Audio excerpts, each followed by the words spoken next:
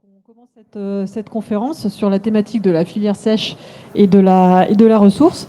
Bienvenue sur le salon Architect at Work.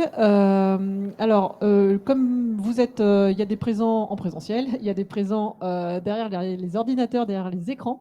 Donc bienvenue à eux aussi. Juste quelques petites précisions. Donc on va d'abord enchaîner la présentation avec donc Elsa Ferrière et Joseph Rigaud à mes côtés. Et ensuite, on laissera un temps de questions-réponses. Donc, des questions-réponses, des questions pour la salle, donc n'hésitez pas, et des questions aussi pour vous qui êtes en ligne. On y répondra avec grand plaisir. Donc, ce qu'on vous propose aujourd'hui, donc, c'est de rentrer vraiment sur le sujet de la filière sèche et du biosourcé. Donc, vous en avez peut-être entendu parler. Il y a une semaine, on était au jour de l'épuisement. C'est ce qui nous a montré aussi qu'au niveau des ressources, il fallait qu'on fasse vraiment attention et qu'on soit vigilant sur cette partie-là, et notamment sur le secteur du bâtiment, puisque c'est un secteur, et ça, je suppose que vous le savez tous, très énergivore et très demandeur de ressources. Ouais, si tu peux avancer. Donc, je vais commencer déjà par nous présenter tous les trois. Donc, on va commencer par Elsa Ferrière, qui est chargée d'opération au Vaux-en-Velin. Donc, juste si vous pouvez vous présenter en quelques... Oui, bonjour à tous et à toutes. Donc, je suis Elsa Ferrière, je suis chargée d'opération à la ville de Vaux-en-Velin, au service des grands projets. Donc, la ville de Vaux-en-Velin a un service des grands projets qui est vraiment dédié à la construction de bâtiments neufs et à la rénovation lourde de certains bâtiments. Voilà. Donc, comme Vaux-en-Velin est une ville en perpétuelle expansion démographique, on a quand même beaucoup de projets. On a des budgets d'investissement assez importants. Et donc, notamment, c'était moi qui étais chargée du suivi de cette opération de construction, donc d'un équipement sportif dédié à la pétanque à Vaux-en-Velin. Et donc, Joseph, je te laisse... Oui, donc Joseph Rigaud, architecte, Hors-les-Murs Architecture. Donc, je gère une agence d'architecture basée à Lyon, 2 associés, et on fait de la commande publique et de la commande privée, mais de la commande publique essentiellement, avec des projets qu'on souhaite engager dans la démarche environnementale. Voilà, donc des équipements sportifs, culturels, un peu sur l'universitaire, et après du tertiaire, et quelques équipements liés au culte. Voilà. Et donc, pour ma part, je suis Marie-Sore Yao. Moi, je suis déléguée générale du cluster éco-bâtiment. Et donc, je vais être plus précisément là sur cette heure qui arrive en charge de l'animation de cette conférence. Alors, juste quelques mots d'introduction sur le cluster éco-bâtiment. Juste en quelques mots, donc nous sommes une structure régionale, un outil de développement économique de la région Auvergne-Rhône-Alpes. Et donc notre métier, notre mission, c'est d'arriver à structurer la filière de l'éco-bâtiment. Alors quand on parle de filière de l'éco-bâtiment, on va parler de tous les maillons de la chaîne, de tous les métiers qui vont travailler sur l'acte de construire ou l'acte de rénover. Donc c'est pour ça qu'on a des architectes. Joseph, par exemple, est adhérent, enfin Hors-les-Murs est adhérent au cluster. Des architectes, des économistes, toute la partie aussi, donc toute la partie conception, mais aussi la partie ingénierie. Beaucoup de bureaux d'études, des fabricants, des fournisseurs d'équipements, de matériaux, et puis jusqu'aux entreprises qui mettent en œuvre avec quelques fonctions support comme des assureurs, des promoteurs, etc. Donc ça nous permet d'avoir comme ça toute la chaîne de valeur qui va travailler sur l'éco-bâtiment. Et donc, petite précision, quand on parle d'éco-bâtiment, on parle de bâtiments qui mettent en exergue, qui mettent en avant la performance énergétique et environnementale qu'on va appliquer sur ces bâtiments. Donc, on agit, nous, à une échelle régionale, mais on n'est pas tout seul. Hein, on est aussi relié à un réseau national qui s'appelle le réseau bâtiment durable, qui rassemble l'ensemble des clusters comme les nôtres et des centres de ressources qui travaillent sur le bâtiment durable. Et donc, à ce titre, on a pas mal de relations avec l'ADEME et le plan bâtiment durable et les différents ministères, notamment sur les anticipations d'obligations, de réglementation, etc., etc. Voilà en quelques mots qui on est et donc pourquoi on a été sollicité et pourquoi on est là aujourd'hui aussi pour animer cette table ronde. La finalité de notre cluster, c'est nous on structure l'offre. En face, il y a une demande et comment on fait rencontrer l'offre et la demande. Donc là, quelque part, on a l'offre et on avait une demande. Donc on va voir très opérationnellement parlant comment les deux arrivent à bien travailler ensemble sur cette thématique particulière de la filière sèche et du biosourcé. Donc, on va rentrer dans le vif du sujet. Donc, comme Elsa a commencé de le dire, hein, le sujet porte vraiment donc, sur un équipement sportif dédié à la pétanque sur le territoire de Vaux-en-Velin. Donc Elsa, je vais vous redonner la parole pour nous refaire un peu la genèse du projet, nous expliquer quelle était votre demande, vous, en tant que maître d'ouvrage. Oui, alors tout à fait. La ville avait acheté en 2017 là, le terrain qu'on voit là sur ce plan de situation, qui est, pour ceux qui connaissent Vaux-en-Velin, complètement à l'est de la ville, quasiment en limite de la zone maraîchère. Un peu plus à l'est, on commence la zone maraîchère de Vaux-en-Velin, donc qui est inconstructible. Donc la ville avait acheté ce terrain un peu dans l'idée d'avoir une réserve foncière. L'idée première, c'était d'y implanter une école. On a toujours ce projet-là, hein, donc au sud de la parcelle sera réalisée une école.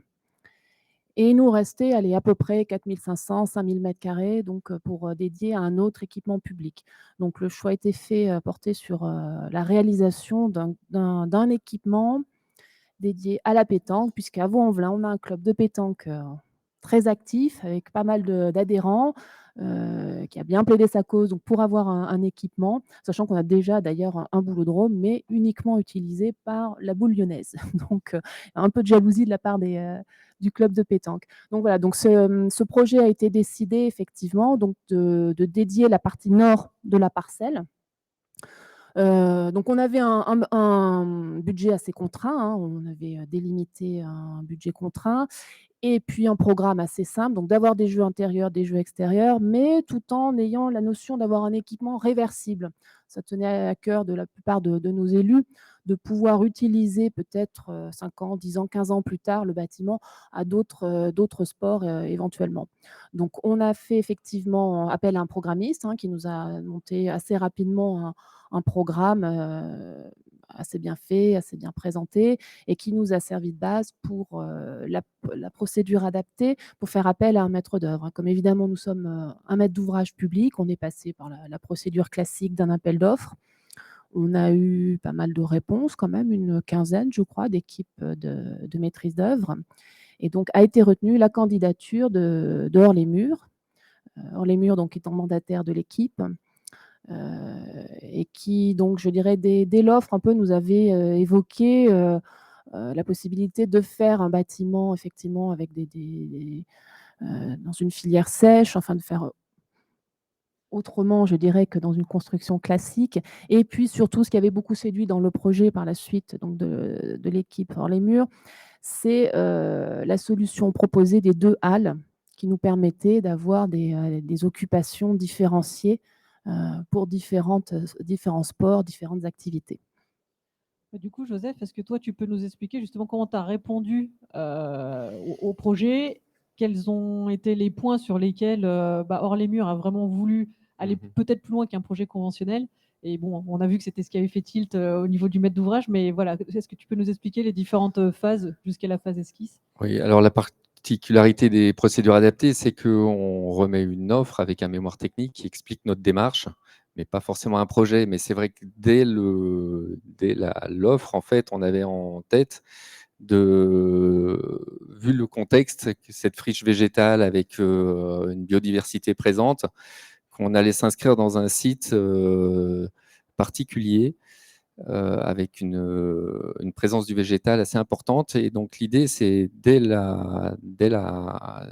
l'offre de mettre en avant la filière sèche, le bois, mais aussi un projet qui puisse être réversible dans le temps et finalement un faible impact carbone. Parce qu'on avait bien identifié que le programme mettait à disposition cet équipement à destination du club de pétanque, mais on sait comme le devenir de toutes les associations dans une commune est amené à évoluer et on s'est dit peut-être qu'il faut être un petit peu malin sur cette opération et proposer, imaginer un bâtiment qui puisse évoluer dans le temps et surtout accueillir peut-être différentes activités en même temps.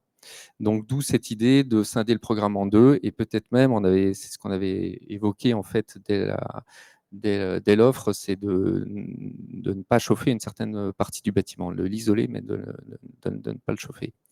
Voilà, donc c'était un peu dans ces intentions-là et voilà. Après, on a manqué donc une équipe de maîtrise d'œuvre avec un atelier associé qui est l'atelier BAT, Didier Tranchant, architecte, qui porte aussi l'économie du projet.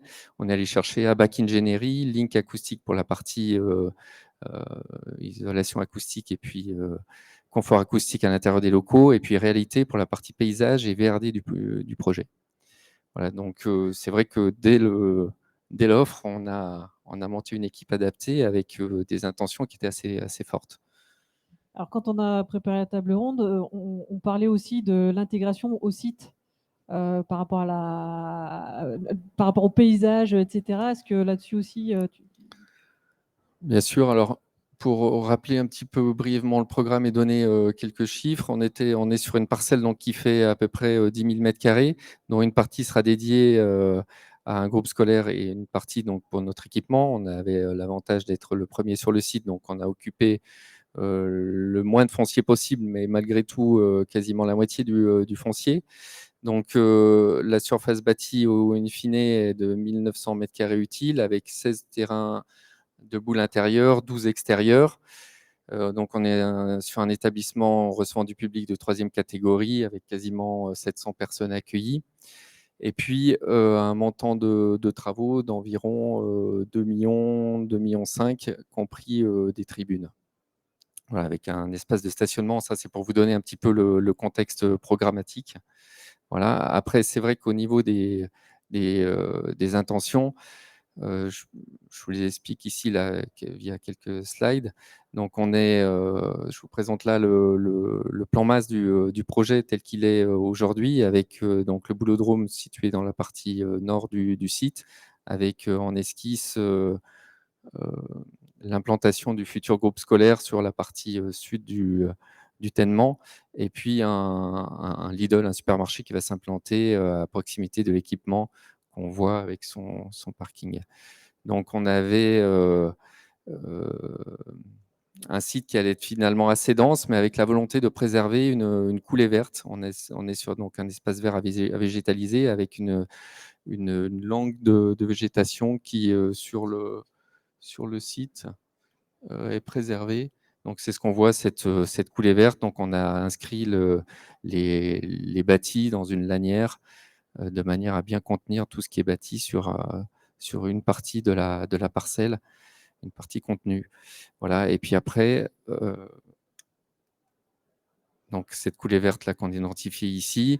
Et puis l'idée, c'était d'introduire tous ces équipements dans l'espace public et notamment dans la future voie qui va relier, donc qui sera construite par la métropole, une future voie qui va être située à l'est et qui va relier deux avenues, l'avenue Marcel Cachin au sud et une plus au nord, de façon à fluidifier l'entrée de Vanvelin.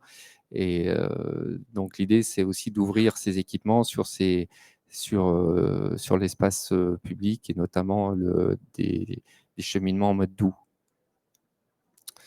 Donc voilà le plan masse. Et la particularité du site, c'était d'inscrire le projet avec une certaine sobriété, une certaine simplicité dans ses volumes, et de préserver la végétation en présence en réutilisant une partie des acacias présents sur le site. Alors aujourd'hui, on attaque le chantier, on voit qu'on a quelques difficultés avec ça. Il y a malgré tout des acacias présents sur le site qui pourront servir notamment peut-être pour le groupe scolaire. Mais bon, dans notre cas, on n'a pas pu les réutiliser, mais on va les valoriser d'une autre façon. Pour vous présenter un peu l'équipement dans son organisation, on souhaitait un plan qui soit simple, lisible, avec une organisation à travers une double entrée, de façon à permettre la réversibilité et la double fonction hypothétique future de ce bâtiment, avec le programme qui a été scindé en deux, 8 terrains au nord et 8 terrains au sud, 2 halles et un bloc servant au milieu, avec tous les espaces pour les associations et donc l'association de boulistes, de pétanque, avec le clubhouse, le bar qui s'ouvre sur les espaces extérieurs, et puis les espaces servants tels que les sanitaires, etc., dans ce bloc-là. Donc, on souhaitait un plan qui soit simple, avec une certaine réversibilité, puis une certaine symétrie, de façon à ce qu'ils puissent se réorganiser facilement. On a travaillé aussi sur une silhouette assez singulière avec le principe de shed pour aller chercher la lumière de l'Est. Donc c'est la lumière du matin qui ne viendra pas gêner le confort des joueurs qui jouent plutôt en fin de matinée et les après-midi et en soirée. Voilà, avec le principe de 2 halles, une halle non chauffée puis une halle chauffée. Et au final, le principe de chauffage choisi nous a permis finalement de chauffer les 2 halles, mais avec un système radiant qu'on vient chauffer uniquement la zone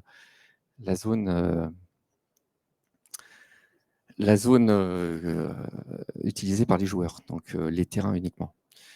Voilà, dès la conception, en fait, on a imaginé un bâtiment qui soit donc en bois, de manière à mettre en avant une filière qui est assez présente sur le territoire et surtout d'inscrire le bâtiment dans une démarche bas carbone en veillant à la provenance des matériaux et notamment de la matière. Alors justement, sur cette partie-là, le fait que l'équipe de maîtrise d'œuvre propose du bois, propose quelque chose de low-tech, la mairie côté maîtrise d'ouvrage, côté mairie de Vaux-en-Velin, comment ça a été perçu? Comment vous êtes dit, bah, super, c'était vraiment ça qu'on voulait, etc. Alors pour le bois, nous, à Vaux-en-Velin, je dirais qu'on a un peu l'habitude. On a déjà eu on a notamment une école qui est construite en structure bois. Donc c'est pas un matériau, un mode constructif qui fait peur, qui effraie. Je dirais pas que ça fait partie des habitudes, quand même pas, mais c'est quelque chose qu'on connaissait, donc pas vraiment effrayant. Alors il y a eu un peu plus de réticence quand, effectivement l'équipe de maîtrise d'œuvre nous a présenté le projet avec une halle non chauffée. Là, bon, on a senti quand même un peu moins d'enthousiasme et c'est vrai que bon, on a retravaillé un peu le projet et l'équipe de maîtrise d'œuvre nous a bien proposé de chauffer véritablement les 2 halles avec la possibilité donc de n'en chauffer qu'une si vraiment il y a une sous-occupation. Parce que c'est vrai que dès qu'on propose quand même des bâtiments, où on descend un peu les températures de chauffe, là on sent quand même de la réticence. Après, il y avait un petit peu plus d'inquiétude, alors peut-être parce qu'on avait eu un précédent sur un projet par rapport au zinc, bizarrement. C'est un peu plus le matériau zinc qui inquiétait un peu, je pense que c'était un peu perçu comme un matériau presque, trop contemporain quoi, qui n'allait pas trop dans l'esprit du village et puis bon, finalement, on a réussi à garder ce matériau. Moi personnellement, j'en étais ravie parce que c'est un matériau que je trouve très intéressant, qui est vraiment pérenne et qui va donner vraiment une allure quoi, à ce bâtiment, quoi. Et du coup, le fait aussi d'utiliser des filières locales, c'était intéressant. C'est ce qu'on s'était dit, hein, de pouvoir utiliser le maximum de ressources locales et de passer par cette filière sèche aussi. Donc Joseph, si tu peux aussi, bah, dans les différentes explications, nous refaire un petit focus vraiment sur cette partie du choix de la filière sèche. Oui, c'est ce qu'on avait aussi avancé auprès du maître d'ouvrage. C'est un bâtiment qui a un faible impact carbone, donc le recours au béton réduit au minimum, c'est-à-dire à son soubassement. Et après, ce qu'on a conçu, c'est un bâtiment donc en ossature bois avec le principe de MOB, rempli par un isolant biosourcé qui est de la laine de bois, avec le principe de grand portique en lamellé collé du bois massif triangulé, un bois abouté triangulé, sur la partie portique et puis charpente. Et après, à l'intérieur, le bloc servant est lui en briques et en dalle de CLT, c'est-à-dire de la dalle de bois massive qui est constituée de différentes couches de bois du CLT. Donc, on avait mis en avant donc cette filière-là, la filière bois, aussi dans l'idée qu'il y ait un maximum de préfabrication en atelier, de façon à bien maîtriser le mode constructif et de construire finalement rapidement cette halle. Voilà, donc on avait une certaine simplicité dans les volumes, une certaine simplicité dans la structure, ce qui permettait aussi d'engager cette démarche-là assez facilement. Donc dès la conception, en fait, on a mis en place un rythme de façade, une trame de structure du bâtiment qui puisse permettre ceci. Et du coup, plus peut-être aussi au niveau des équipements. Ah bah tu reviens, ouais, sur... Ouais, j'en ai parlé tout à l'heure, mais on avait ici, là, je vous montre quelques photos de la friche végétale telle qu'elle était quand on a visité le site pour la première fois, avec la présence donc de petits arbres, donc pour certains qui étaient des acacias et d'autres des frênes, qu'on souhaitait conserver au maximum, sachant que l'équipement sportif prend quand même une bonne part de la parcelle et nécessite un défrichement pour son implantation. Mais la langue verte qui reste, l'a préservée et composé le projet avec ces petits arbres de manière à le plus proche des terrains et apporter un ombrage sur la façade ouest, notamment du bâtiment et les jeux situés à l'ouest, les terrains situés à l'ouest. Donc, au marché de travaux des entreprises, on avait prévu l'abattage des acacias, la récupération et la mise en place de platelage avec le bois récupéré.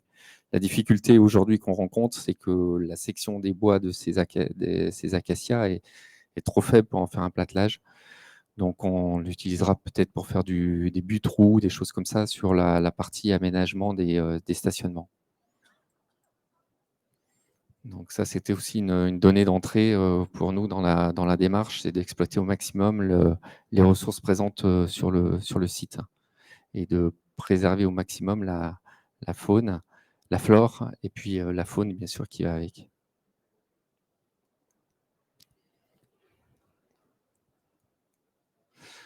Voilà, après quelques détails. Donc le principe on est bien sûr un bâtiment qui est surisolé, donc la volonté aussi, c'est pour ça qu'on avait proposé au maître d'ouvrage de ne pas chauffer dans un premier temps, en se disant que finalement un bâtiment surisolé, il va être relativement tempéré en hiver et nécessite pas pour le jeu de la pétanque une température très élevée. Mais au final, quand on se rend compte comment les joueurs, quelle température sont chauffés les boulodromes, on s'est vite rendu compte que effectivement ça posait un vrai problème. Donc on a opté pour un système de radiant qui vient chauffer les terrains uniquement quand c'est nécessaire, donc par détection de présence. Et puis après, on a travaillé des détails avec des matériaux bruts, donc le béton brut en soubassement, des menuiseries en mélèze, le mur ossature bois enduit par l'extérieur en enduit minéral sur la partie soubassement du bâtiment sur une hauteur de 3 mètres et puis après au-dessus en superstructure au-dessus un bardage en zinc agrafé avec une petite modénature un peu particulière de façon à bien animer la façade et bien mettre en valeur les sheds. Voilà, puis après est arrivée la phase de consultation des entreprises. Donc, on avait veillé dans les cahiers des charges Ouais, c'est ce qu'on disait. Du coup, les cahiers des charges, voilà, vous les avez écrits, mais surtout, vous avez été quand même agréablement surpris. Enfin, a priori, c'est ce que vous m'aviez dit, hein, agréablement surpris par la qualité des réponses des entreprises. Parce qu'il y a toujours le risque après que les entreprises ne répondent pas. Et là, a priori, les surprises ont plutôt été bonnes. On est dans une conjoncture assez compliquée en fait avec la filière bois. Alors, c'est vrai qu'on ne savait pas trop comment allait se passer cet appel d'offres, mais on a eu au final des bonnes surprises, dans le sens où les entreprises ont joué le jeu et suivi notre façon d'aborder le projet avec donc une certaine simplicité dans les formes mises en œuvre, ce qui permet d'optimiser certainement les coûts et d'envisager une préfabrication en atelier. Donc, on est rentré dans l'enveloppe lors de la consultation, malgré quelques négociations quand même. Après, la difficulté, ça a été peut-être au démarrage du chantier avec les problèmes d'approvisionnement sur certains matériaux qui nous ont conduit à préserver le biosourcé dans son ensemble, sauf sur une petite partie où on est passé en laine de roche pour les questions de problèmes d'approvisionnement de laine de bois. Voilà. Alors ensuite, sur la partie, donc là, on voit vraiment sur la partie plutôt structure du bâtiment. Sur la partie plutôt équipement, donc tout ce qui va être CVC, ventilation, parce qu'on a parlé, hein, déjà que c'était un bâtiment plutôt low-tech, et dans sa configuration, dans son architecture, mais est-ce qu'il l'est aussi dans ses équipements? Alors, oui, dans le sens où en fait, on a essayé de mettre en place des équipements qui soient simples à l'utilisation et simples dans leur conception. C'est-à-dire qu'au niveau des équipements sanitaires et au niveau des équipements techniques mis en œuvre, on est sur des choses qui sont basiques, qui nécessitent finalement peu d'entretien et dont tout usager pourra s'approprier facilement. Donc, c'est bien cette démarche low-tech qui garantit le faible impact carbone. Après, c'est vrai que la provenance des fournitures sur ces équipements-là, elle est laissée à charge des entreprises. Nous, on fait un peu de prescription, mais enfin, nos bureaux d'études font de la prescription, mais après, les entreprises ont le choix de choisir d'autres fournisseurs à qualité équivalente. Voilà. En revanche, sur la partie bois, on a mis en place, en fait, dès le cahier des charges, des labels qui garantissent, en fait, une certaine, qui garantit, en fait, la provenance de certains bois, notamment le label Bois des Alpes sur la partie bois massif. Après, on sait que sur d'autres types de bois, on ne peut pas mettre en place ce type de cahier des charges. En tout cas, on l'a fait sur la partie bois massif notamment, ce qui nous permet aujourd'hui d'avoir une certaine traçabilité sur la provenance des bois. Donc là, j'ai demandé à l'entreprise de nous rappeler la provenance de tous les bois présents sur le projet. Et on a 230 mètres cubes de bois massif avec une provenance pour plus de la moitié du bois des Alpes. Voilà, après, sur d'autres essences, c'est pas forcément du bois des Alpes, mais comme notamment le pin ou les sapins du Nord. Mais en tout cas, sur l'épicéa et le sapin, c'est bien du bois des Alpes. Voilà. Et après, sur la partie bois transformé, de la même façon, on a les filières locales qui sont activées avec des fournisseurs locaux. Voilà, aussi bien sur les panneaux CLT, où on a Pivto, où on a l'entreprise Chrono pour la partie USB, et puis Cosilva pour la partie lamellée. Et tout ça donc, est mené par l'entreprise SDCC, qui est une entreprise située dans le Dauphinois vers Grenoble. Ouais, je ne sais pas si tu as encore des diapos sur... Non, après, oui, le biosourcé. Après, on a donc décrit dans notre projet un isolant biosourcé qui était principalement la laine de bois. Et c'est vrai qu'aujourd'hui, à nous, prescripteurs, de prescrire en fait tous ces isolants alternatifs, parce qu'on est aujourd'hui sur un marché qui s'ouvre à la concurrence avec des prix qui deviennent concurrentiels par rapport aux matériaux conventionnels. Donc, c'est vrai qu'on a tout intérêt de les décrire en base et éventuellement mettre en option des matériaux conventionnels, parce qu'on se rend compte qu'il y a finalement peu d'écart de prix, hormis certaines périodes, où c'est notre période actuelle, où on a des problèmes d'approvisionnement sur certains matériaux. Mais en tout cas, on constate que finalement, l'écart, il n'est pas énorme entre le biosourcé et le conventionnel aujourd'hui. Donc, on a intérêt, nous, prescripteurs, de mettre en avant toutes ces filières alternatives. Voilà, donc là, ça a été le cas avec le biosourcé. Après, les difficultés avec ces isolants-là, c'est que ça nécessite sur les ERP notamment, avec des écrans thermiques, de façon à garantir la sécurité incendie du bâti. Justement, peut-être un petit retour par rapport au bureau de contrôle? Le bureau de contrôle, toujours un sujet. Alors, c'est vrai que nous, c'est une obligation, hein, évidemment, pour un maître d'ouvrage d'avoir un bureau de contrôle pour des opérations de cette taille. Et oui, sur ce projet, plus que sur d'autres, effectivement, on peut sentir une certaine réticence du bureau de contrôle, puisque certains matériaux n'ont pas les avis, n'ont pas enfin, toutes les qualifications, je dirais, qu'il faut par rapport à d'autres matériaux déjà bien plus usités dans le domaine du bâtiment. Donc c'est vrai que parfois le bureau de contrôle, on fait toute une liste avec des précautions en nous disant, En gros, le risque pour nous, maîtres d'ouvrage, c'est de ne pas être couvert dans le cadre de notre garantie, que notre assurance ne prenne pas en charge s'il y avait sinistre sur certains matériaux. Mais bon, là, finalement, on a eu relativement peu ce sujet. Ça s'est quand même plutôt bien résolu pour la plupart Oui, des. une solution a été trouvée. Oui, oui. Oui, après, il y a toujours des sujets sur le positionnement du frein vapeur, sur la qualité du frein vapeur, etc. Ça, c'était un petit débat en interne avec l'entreprise, puis le bureau de contrôle. Nous, à chaque fois qu'on dessine des détails techniques sur l'ossature bois de façon à limiter le nombre de matériaux en fait, à mettre en œuvre, le problème de la filaire bois, c'est vrai qu'aujourd'hui, on arrive à des complexes qui sont compliqués, enfin, avec pas mal de couches.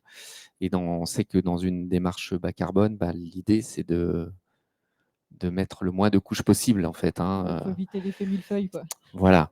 Donc, notamment, par exemple, en mettant un contreventement qui sert à la fois de frein vapeur et à la fois de contreventement. Donc, c'est ce qu'on avait dessiné, imaginé sur ce projet-là. On a des réticences de la part du bureau de contrôle qui demande certaines garanties que l'entreprise n'est pas capable d'apporter à travers notre détail. Donc, du coup, on revient à remettre un frein vapeur. Voilà, donc c'est des petits sujets comme ça, avec la particularité aussi ici du boulodrome qui a donc des terrains en gore qui sont donc à l'intérieur, qui sont traités, qui sont arrosés régulièrement, ce qui a pour effet de créer une forte hygrométrie dans le bâtiment. Donc, c'est vrai que ça aussi en ajoute sur le fait d'apporter un maximum de garantie par rapport à la pérennité des matériaux mis en œuvre et donc de compléter le millefeuille au final, in fine, par un frein vapeur qu'on ne souhaitait pas. Voilà.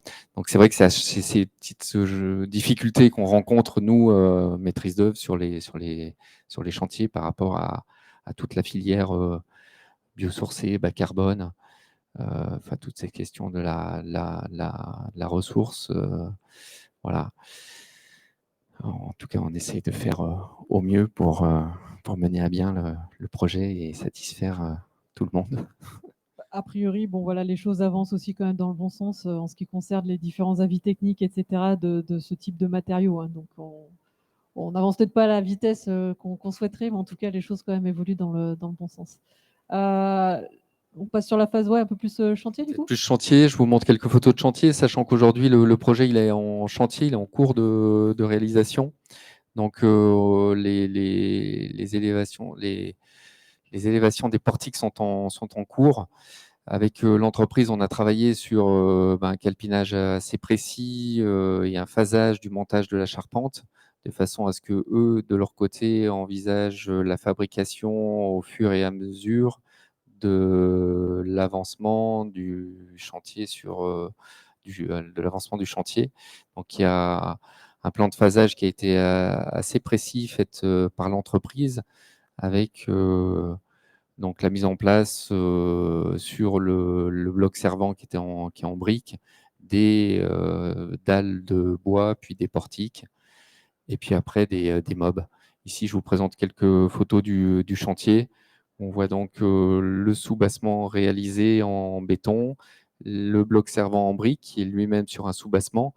L'idée, c'est d'avoir à l'intérieur une définition relativement brute, les mêmes qu'on peut trouver à l'extérieur, d'avoir cette ambiance en fait relativement brute et sobre aussi à l'intérieur, où on va retrouver de l'enduit sur la brique et puis la présence du bois à travers le CLT et puis la charpente et les panneaux de fibres de bois qui vont gérer l'acoustique à l'intérieur du bâtiment.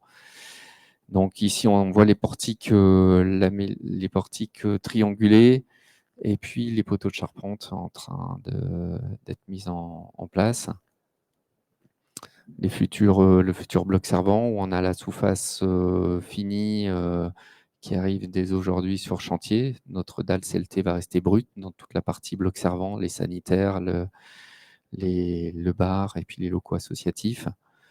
Et le soubassement béton aussi va rester brut avec un enduit qui va venir à fleur. Voilà, et un béton quartzé qui va traiter le sol de l'ensemble du bâtiment. Voilà donc les photos du chantier avec ici, on voit la futaie qui est derrière, qui est préservée, et puis les portiques lamellés collés avec le principe d'une structure mixte bois-acier. L'acier qui vient trianguler en fait cette charpente qui est laissée brute et vernie.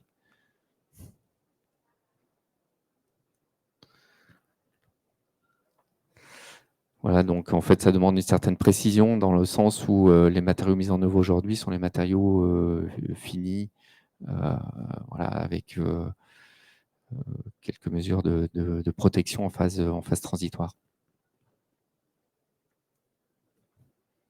Ok, merci. Moi, j'avais juste quand même pour reboucler, au niveau de la mairie, donc les utilisateurs qui sont donc les joueurs de pétanque avaient été mis dans la boucle dès le départ. Oui, nous, quand on fait un projet, on fait toujours des réunions de travail avec les utilisateurs au moment du programme. Ils ont été consultés pour le programme. On a fait le programme en leur demandant leur avis et en leur soumettant. Et après, dès qu'on a l'équipe de maîtrise d'œuvre, oui, tout à fait, on les rencontre et c'est vrai que c'est eux, notamment, comme je vous le disais tout à l'heure, le chauffage, c'était un peu eux qui avaient un peu tiqué dessus. Après, ils étaient quand même ravis de voir cet équipement, qu'ils trouvaient très ambitieux, qui leur plaisait beaucoup. Sans une grande attente là. Je pense que le président du club doit passer à peu près tous les jours sur le chantier. Il est très impatient d'aller jouer à la pétanque là-bas. Et oui, on les a même vus effectivement avec Joseph là, en début d'opération pour faire un peu le point sur certains aspects très, très précis, quoi, les points de détail maintenant qui restaient à régler avant de lancer le chantier. Parce que ça, c'est vrai que c'est toujours un point important aussi de bien prendre en compte évidemment l'utilisateur, de bien prendre en compte leurs besoins, etc. Donc c'est pour ça que je me permettais de revenir sur ce point-là, parce que c'est vrai qu'on était passé un petit peu vite au départ. Et autre point aussi sur le fait que ce soit un bâtiment low-tech, que du coup, qui demandera peu de maintenance, peu d'entretien. Donc ça, pareil, pour un maître d'ouvrage, d'autant plus une collectivité, une mairie, avec vos services techniques, est-ce que c'est aussi un vrai point fort? Oui, alors, de la même manière qu'on voit les utilisateurs, on voit, moi j'organise toujours des réunions avec tous nos services, donc avec les services techniques, ceux qui gèrent le patrimoine bâti, ceux qui gèrent les espaces extérieurs, parce que là, il y a aussi des espaces extérieurs que nous allons devoir gérer. Et ça, nous, on est très, très, très demandeurs de low-tech. On a eu des mauvaises expériences sur des bâtiments, enfin sur un bâtiment en particulier, beaucoup trop compliqué pour nous. Ça a été, on peut le dire, je pense, une forme d'échec à devoir le gérer après. On n'était pas prêt pour ça. On reste une ville de 50 000 habitants. On n'a pas, je dirais, les compétences nécessaires pour gérer des bâtiments trop compliqués. Donc effectivement, quand un maître d'œuvre nous parle de bâtiments simples, avec peu d'équipements et des modes de gestion basiques, ça nous plaît beaucoup. Donc c'était vraiment quelque chose qui nous a intéressés. Ouais. Et c'est vrai que sur ce bâtiment-là, on a mis en place une ventilation naturelle. Donc il y a une ventilation mécanisée sur le bloc servant qui permet d'apporter le strict minimum sur l'aspect sanitaire en fait, des locaux, c'est-à-dire le renouvellement sanitaire minimum sur la partie locaux associatifs, le bar et puis les sanitaires, les vestiaires. En revanche, sur le grand volume, on a une petite mécanisation qui est apportée pour gérer l'hygrométrie. Voilà, mais après, on a un système de ventilation naturelle entre les façades sud et nord, et puis les tympans des sheds, de façon à créer des courants d'air et d'évacuer la chaleur accumulée en journée, notamment pendant la période estivale. Donc là, ça nécessite effectivement une intervention des utilisateurs pour ouvrir les ouvrants le soir avant de partir et les refermer le matin de façon à tempérer le bâtiment pendant la nuit.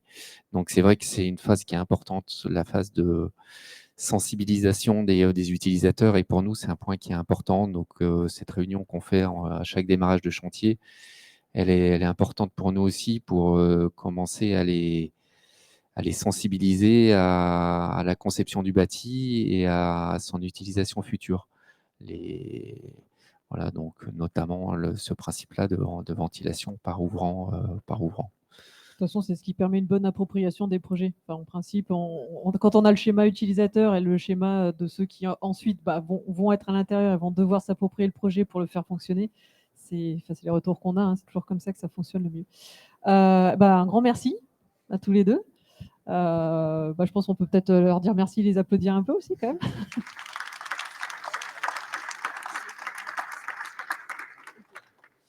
Alors, la première question, elle est digitale. Maintenant, ça va plus vite sur le digital, hein. C'est pour ça que ça va plus vite que de lever la main. Donc, je vais d'abord vous poser la question qui arrive sur le digital. Donc, quelles sont les difficultés principales rencontrées ou les points auxquels vous avez dû faire le plus attention du fait des matériaux utilisés?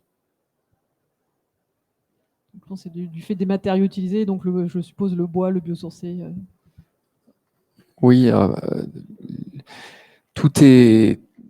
L'avantage des marchés publics, c'est que tout est figé, hein, dans des pièces écrites, etc. Après, c'est vrai qu'il y a la phase des négociations et on choisit les entreprises. Et là, il y a une grosse phase quand même de négociation pour entrer dans le budget.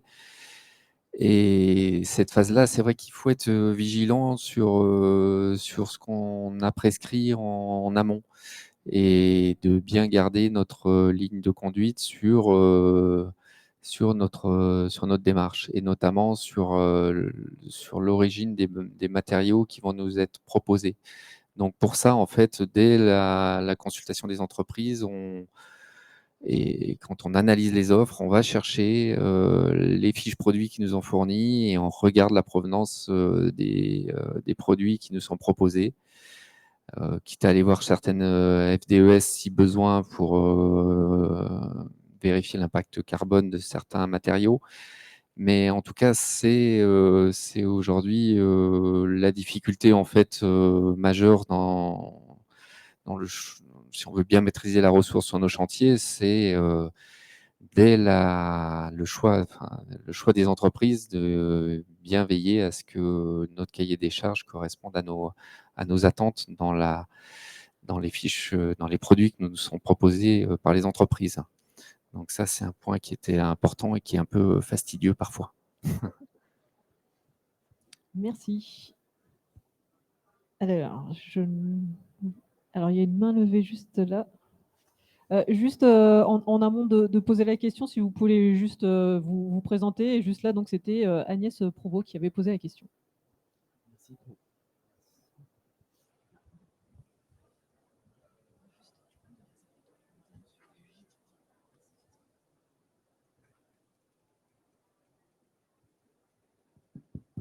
Merci pour votre présentation.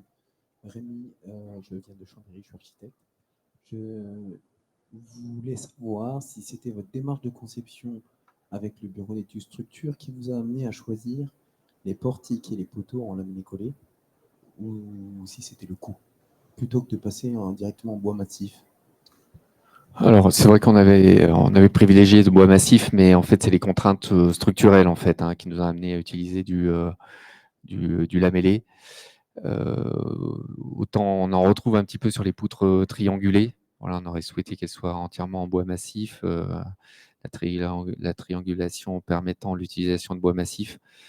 C'est la combinaison en fait des deux en fait, hein, c'est-à-dire l'économie de projet, voilà, et les problèmes structurels en fait. On est sur des grandes portées et le bois massif est quand même limité. Après, ça demande des assemblages complexes. Voilà, donc là, on souhaitait rester sur un projet qui soit relativement simple. Donc, du coup, on a eu recours effectivement à des poteaux lamellés collés et un peu de lamellé aussi au niveau des certaines poutres de la triangulation. Voilà. Alors, est-ce qu'il y a d'autres questions? Oui. Bonjour, Thierry Tracula, BV7 Ingénierie. Je suis économiste de la construction et je voulais savoir quel était le coût après négociation du projet. Alors, on a négocié sur certains lots, en fait, hein. Donc, l'idée, après négociation, l'idée, c'était de rentrer dans l'enveloppe qu'on s'était fixée. Alors moi, j'ai en tête 2 572 000 € hors taxes, coûts travaux. Voilà, qui effectivement correspondait je dirais, à la tolérance près au budget des travaux. La négociation, honnêtement, ne nous a pas fait vraiment gagner beaucoup d'argent, je dirais. On est resté à peu près sur les prix proposés par les entreprises. Elle a quand même plutôt permis effectivement de faire des mises au point sur les matériaux, de poser des questions en ce sens-là. Par rapport au coût, ça n'a pas beaucoup varié au moment de la négociation. Non, non, il y a certaines offres qui allaient à la hausse même, en fait, hein, quand on a négocié. Donc, c'est vrai que c'était une période qui était très compliquée. Voilà, après, globalement, c'est vrai qu'on avait une ouverture de pli qui était assez favorable malgré la conjoncture. Voilà, après, c'est vrai que les négociations, ça permet, enfin, ce que je disais tout à l'heure, de discuter avec les entreprises et de demander les matériaux qui vont nous être mis en œuvre, quoi, et leur provenance notamment, quoi. Dans les marchés publics, on est un peu coincé hein, sur cette question de la provenance. Donc c'est vrai que c'est l'occasion de discuter avec les entreprises et de leur faire passer un certain message aussi, hein, voilà. Donc les négociations sont là aussi pour ça, ouais. Et certaines mises au point. Parce qu'en fait, c'est vrai qu'on conçoit des bâtiments, mais après les entreprises ont leur savoir-faire. À nous d'être à leur écoute en fait pour faire évoluer le projet dans le bon sens et que tout le monde après soit à l'aise, je dirais, sur chantier, avec des savoir-faire maîtrisés. Merci. Est-ce qu'il y a une autre question? On peut encore en prendre quelques-unes, hein, sans problème. Les personnes qui sont en ligne, n'hésitez pas non plus. Hein, je veille au grain sur la tablette.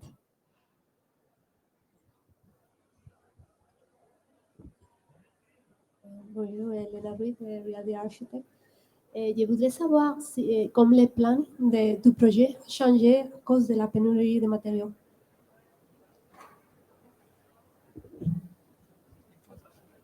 Les plans, non. Alors, De la pénurie de matériaux. le planning qui a changé? Ah, le planning Oui, Oui, alors ce qui s'est passé, c'est en phase de préparation de chantier, on a l'entreprise SDCC titulaire en fait du lot Saturbois, qui était un lot conséquent, nous a annoncé les pénuries sur certains matériaux. Donc, avec le maître d'ouvrage, on a décidé en fait de prolonger en fait la période de préparation de chantier. Donc, on est passé de 2 mois à 3 mois, de façon à ce que l'entreprise s'organise et aille chercher d'autres fournisseurs que ses fournisseurs habituels. Donc, c'est là où c'était aussi un peu inconfortable pour nous, parce qu'on avait finalement passé une phase de négociation à veiller à ce que tout soit dans les clous pour finalement tout ceci soit remis à plat lors du démarrage de chantier. Mais avec l'entreprise et puis le temps aidant, en fait, quand on se laisse un peu de temps, et ben, on arrive à trouver des fournisseurs qui rentrent dans les clous et dans les attentes. Voilà, alors il y a eu quand même sur les parois verticales des murs ossature-bois, le passage de la laine de bois à la laine de roche. La laine de bois étant plus disponible en quantité suffisante pour le projet. Voilà, et pour rester aussi dans l'économie du lot, vu les explosions qu'il y avait sur la laine de bois. Les explosions de prix quoi, au niveau des fournisseurs qui est avéré, parce qu'en fait, c'est vrai qu'ils nous donnent après ces devis des fournisseurs, des matériaux. Voilà. Donc c'est vrai que ça fait l'objet de pas mal de discussions en fait. Hein. C'est 3 mois de préparation de chantier sur quel fournisseur, quel matériau, etc. Tout ça pour tenir notre enveloppe budgétaire. Alors, y a-t-il encore une question?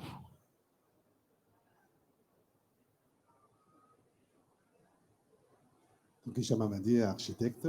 Je voulais savoir juste par rapport à la réutilisation du bâtiment, parce que vous en avez parlé, que vous pouvez l'utiliser autrement. Quelles sont les contraintes pour qu'on puisse l'utiliser autrement et l'exploiter autrement? Et donc, on l'avait travaillé avec le maître d'ouvrage.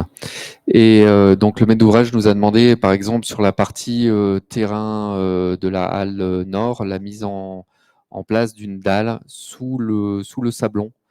Donc, sous le revêtement sportif là, des terrains de boules. Donc, le sablon, un dallage qui va permettre de recevoir un autre revêtement par la suite. Enfin, une réserve de sol de 15 cm qui permet recevoir, alors soit temporairement un plancher pour des événements temporaires, mais d'une certaine durée.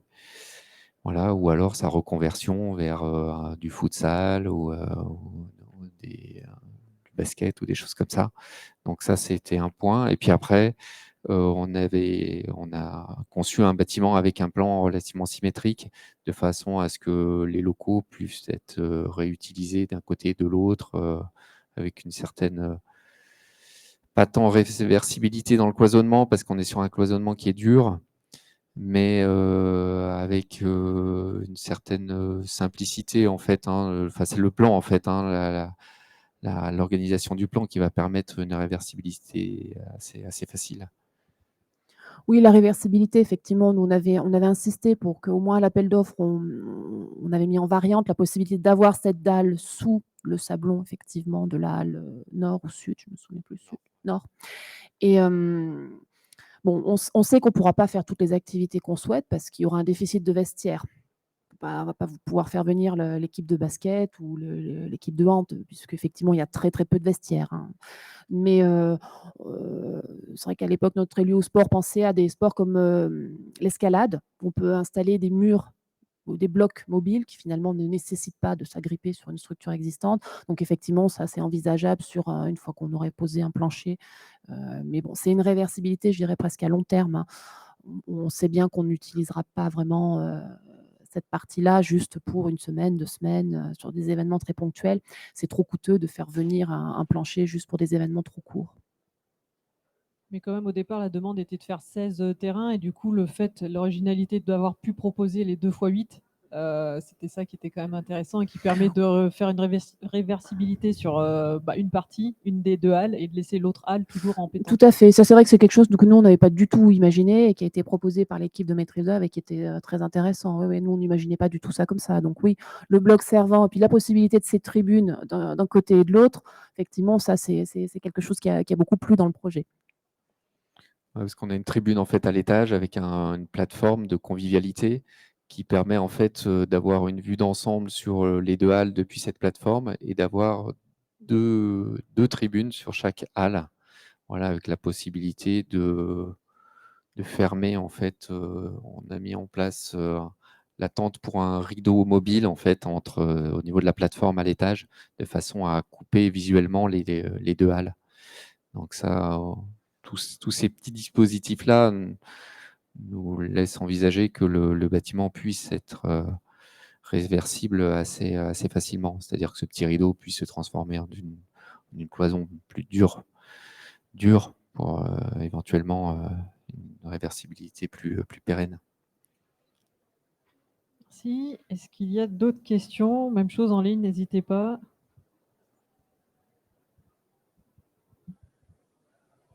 Bon, c'est tout bon. Nous, on est là avec les quelques minutes qui suivent, là, donc si vous n'osez pas prendre la parole en public et que vous voulez nous voir en direct, pas de souci, n'hésitez pas, nous sommes là. Merci à tous. Merci aussi pour tous ceux qui étaient en ligne. Et puis je vous souhaite une bonne fin de salon, puisqu'on est sur la 2e journée. Donc, voilà. Merci. Et surtout un grand merci Joseph, un grand merci Elsa. Et merci au cluster pour l'organisation de cette table ronde.